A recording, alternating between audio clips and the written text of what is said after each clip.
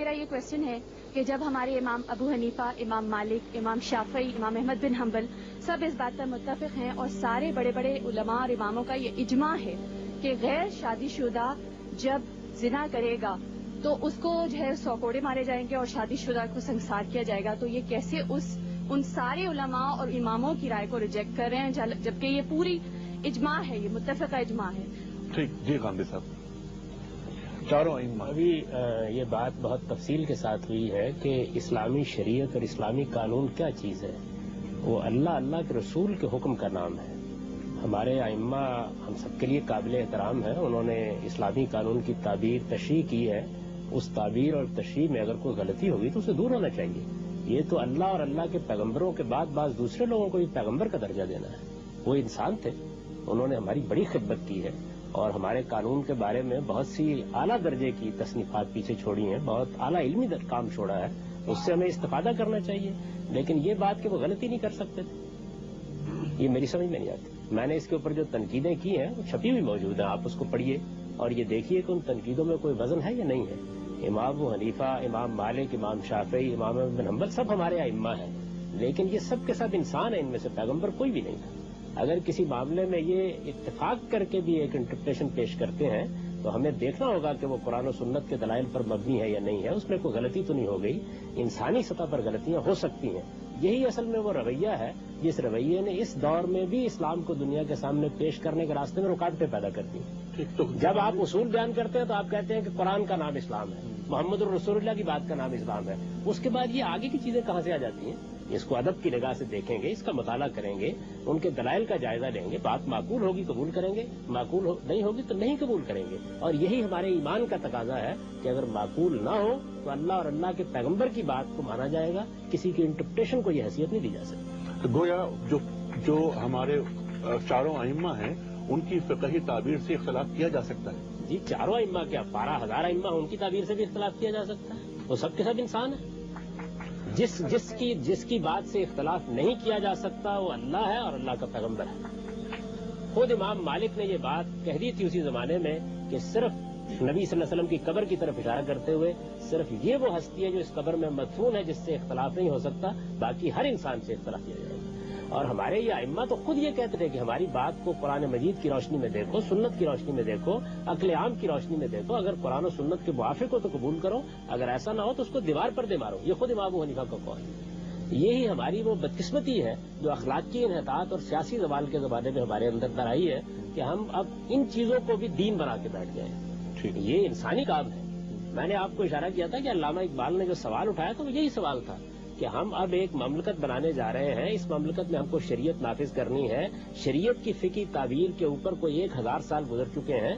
وہ ایک مخصوص تمدن میں کی گئی تھی، اس کے مخصوص پس منظر اور حالات تھے. اس میں یہ سوالات پیدا ہوتے ہیں، ان پر دوبارہ غور ہونا چاہیے.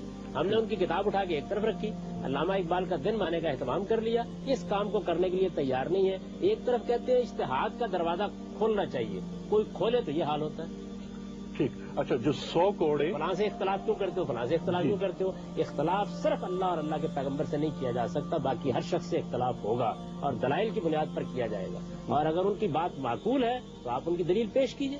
ٹھیک، سوسائٹی قبول کر لے. تو امام ابو حنیفہ نے 100 کوڑوں اور سنساری پر اپنا فیصلہ یہ سنایا کہ یہ ہونا چاہیے. یہ بھی افسانہ ہے. میں آپ سے عرض کرتا ہوں اس کی تفصیل بھی سن لیجیے. اچھا، یہ بھی افسانہ ہے. اس سزا کے معاملے میں اتنے اختلافات ہیں جس کی کوئی حد نہیں. دیکھیے بات یہ ہے کہ امام ابو حنیفہ شادی شدہ اور غیر شادی شدہ کی بنیاد پر یہ بات نہیں کر رہے. انہوں نے ایک فقہی اصطلاح استعمال کی، محسن اور غیر محسن، اور محسن کے لیے 5 شرائط بیان کی. اسی طرح بعض دوسرے ائمہ اس معاملے میں مختلف رائے رکھتے ہیں. آپ یہ دیکھیے کہ اسحاق بن راہوے اور ابن حزم اور بعض دوسرے علماء جو ہیں وہ سنساری نہیں بلکہ 100 کوڑے مارنے کے بعد سنساری کی سزا کہتے ہیں. اس میں بہت سے اختلافات پہلے سے موجود ہیں. یہ بات بھی اصل میں ہمارے یہاں مشہور ہو گئی ہے. یعنی انہوں نے ایک قانون کو انٹرپریٹ کیا ہے، اس کے اندر بے پناہ اختلافات ہیں. ان اختلافات میں کسی کی بات صحیح ہو سکتی ہے، کسی کی غلط ہو سکتی ہے. ان کو اگر ان جزیات میں اختلاف کرنے کا حق تھا تو ہم کو کیوں حق نہیں؟ ہم کو بھی حق حاصل. ہم بھی دلیل کی بنیاد پہ اختلاف کریں گے، غلطی ہوگی تو واضح کریں گے، ادب کے ساتھ کہیں گے کہ جناب. سوال یہ ہے کہ ایک امام کو ماننے کی کیا شرعی حیثیت ہے اور یہ کب شروع ہوا، اور اگر ہم کسی امام کو نہ مانیں تو؟ مسلمانوں کے لیے ایک ہی امام ہے، کسی دوسرے امام کو ماننے کا کوئی سوال ہی نہیں ہے، اور وہ محمد الرسول اللہ صلی اللہ علیہ وسلم۔ یہ امامت آخری درجے میں آپ پر ختم ہو گئی۔ آپ کے بعد اب نہ آسمان سے کوئی وحی آنی ہے، نہ کسی کی یہ حیثیت ہے کہ اس سے اختلاف نہ کیا جا سکے۔ محمد الرسول اللہ صلی اللہ علیہ وسلم کو اپنا آخری امام ماننے ہی کا نام اسلام لانا ہے، تو یہ ہم نے مان لیا۔ اس کے بعد جس طرح خدا کا کوئی شریک نہیں ہو سکتا، حضور کی امامت میں بھی کوئی شریک نہیں ہو سکتا۔ باقی جتنے بھی علماء ہیں یا ائمہ ہیں، یہ سب کے سب ہم سب کے لیے قابل احترام ہیں۔ ہم ان کی کوئی رائے ہوگی اس کو سنیں گے، اس پر غور کریں گے، اور جو بات زیادہ معقول نظر آئے گی اس کو قبول کر لیں گے۔ ان میں سے کسی کی نہ ہمیں تقلید کا پابند کیا گیا ہے، نہ کسی کو یہ درجہ دیا گیا ہے کہ ہم اس سے اختلاف کی جسارت نہ کریں۔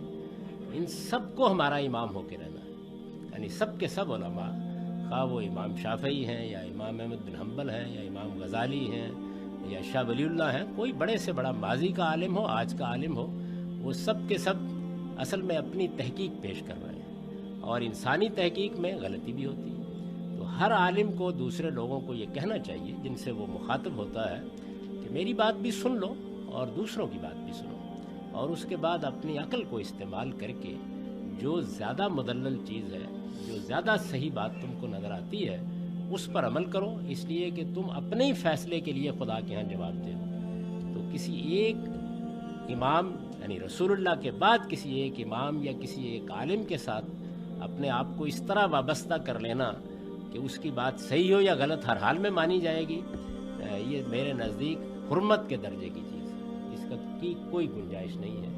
سب علماء ہمارے علماء ہیں، ہم سب کی عزت کرتے ہیں، سب کا احترام کرتے ہیں، آج کے ہوں یا ماضی کے ہوں، لیکن کسی کو بھی پیغمبر نہیں سمجھتے۔